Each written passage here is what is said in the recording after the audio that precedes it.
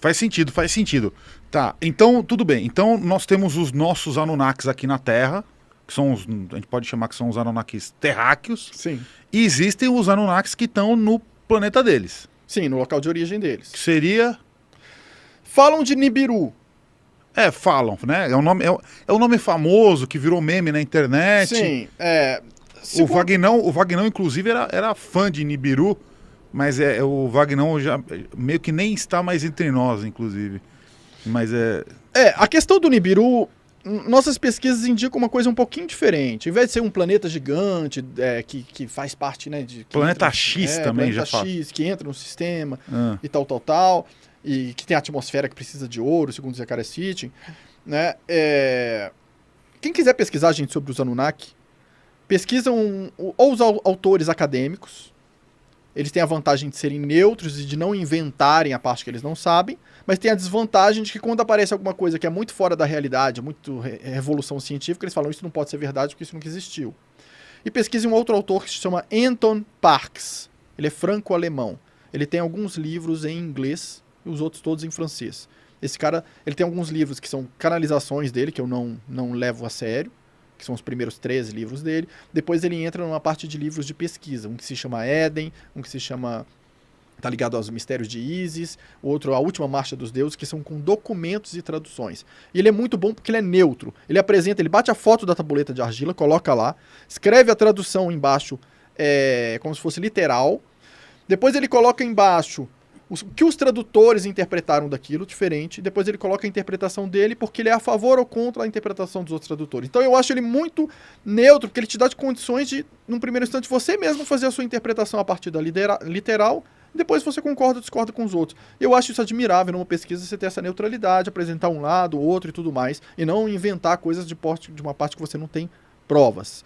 Né? Mas as tábuas de argila, a língua que está escrita lá é aquela cuneiforme. Cuneiforme, exatamente. Exatamente. Mas a gente consegue traduzir bem aquilo? Olha, existem muitos tradutores, e se você pega os textos desses diferentes tradutores, eles são extremamente semelhantes. Então eu poderia dizer que existe uma precisão muito grande nessas palavras. O texto é muito igual, é um detalhe ou outro de interpretação que muda entre diferentes tradutores.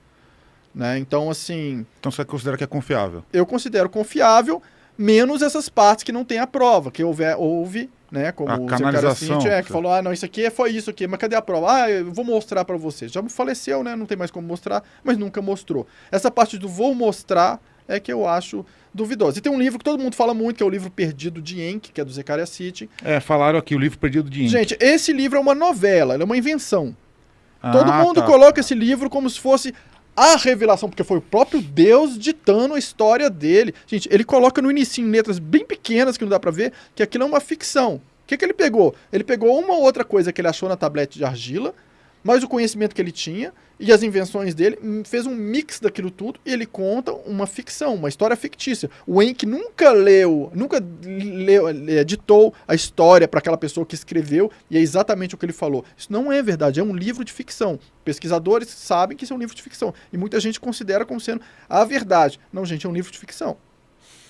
Tá, então vamos lá, vamos só voltar. Então a gente tem os nossos Anunnakis aqui na Terra e a gente tem os Anunnakis no planeta de origem deles. Que a gente, sim, que eu ia falar, desculpa. A gente pode considerar então que seja Nibiru. Nibiru. Só para ter um nome. A expressão Neb-Eru que você encontra, ela quer dizer outra coisa. Eu não tô me lembrando aqui de cabeça, mas o Horus já foi chamado com o título de Neb-Eru. Outros Anunnaki foram chamados com o título de Neb-Eru. Isso quer dizer outra coisa. Eu não tô me lembrando aqui agora de cabeça, porque são muitas palavras assim. Agora, o que a nossa pesquisa indica? O sistema Terra é um sistema diferente do que a gente pensa. Não é do jeito que as pessoas pensam que é. Então, existe dentro do sistema Terra, que é quase como se fosse um universo assim, um astro que consegue atravessar camadas de regiões que você não consegue atravessar fisicamente de uma para outra, mas esse astro tem um campo eletromagnético, é muito diferente do que eu vou falar agora, tá, gente? Então, assim, precisaria de uma live só para explicar isso para vocês. Então, eu não tenho a pretensão que vocês vão entender exatamente, mas existe um astro que dentro, ele entra a cada 5.000 anos, por exemplo, ele passa por aqui. Os Anunnaki não são desse astro que as pessoas falam que é Nibiru.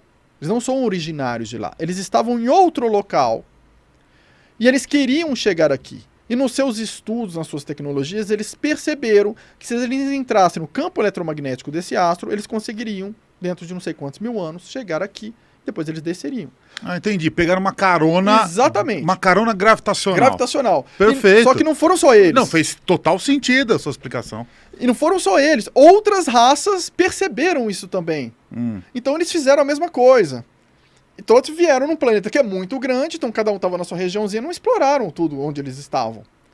Quando chegou aqui e desceram, aí o pau torou. Porque muitos se encontraram aqui embaixo. Quando você encontra vestígios do livro dos Vedas, né, do tipo Mahabharata, do Bhagavad Gita, Arjuna, aquelas guerras, ou várias tribos indígenas falam Guerra dos Mundos, né, gente? Alguém guerreou. Tem regiões aqui do planeta que você chega, o chão é todo queimado e um índice de radioatividade mais alto que de Hiroshima e Nagasaki. Como que é possível? Né? Um negócio de ruínas muito antigas, muito antigas. Ou seja, alguém soltou um míssil nuclear aqui antes da nossa civilização existir. Não tem como achar outra coisa. Tem lugares que são radioativos e tudo queimado. É essa Guerra dos Mundos. Quando essa galera desceu, aí viram que eram vários, alguns povos guerrearam aqui com armas de tecnologia avançadíssima. Por isso eles falam lá no Mahabharata, né, dos indianos, dos hindus, dos Vimanas guerreando no céu, soltando mísseis, armas, não sei o quê. É essa Guerra dos Mundos. Se a gente pega essas mitologias, né, de diferentes culturas e começar a pesquisar a fundo, você vai ver que você vai encaixando várias peças e com provas científicas. Você tem que garimpar para achar, porque tentam esconder, né, o Museu do Iraque. Gente, o Museu do Iraque foi destruído porque tinha prova de tudo. Se você pegar livros sobre o Museu do Iraque, tinha prova de pegada do homem junto com o dinossauro, pilhas galvânicas antes da época pré-histórica, ou seja, já provava que existiam civilizações antes dos dinossauros, que já existia tecnologia antes dos dinossauros, tudo isso dentro do Museu de Bagdá. Primeira coisa que os americanos fizeram quando eles entraram ali, invadir o museu e roubar tudo. Então, existe um reset da história. Quando começa-se a levantar certas hipóteses, né, existe um reset, igual aquelas pessoas que pesquisam energia livre. Aí vê o cara, vou lançar isso, aí o cara, morreu, passou mal. Quantidade de gente que morre coincidência quando vai lançar uma coisa de energia livre. É só pesquisar isso no mundo.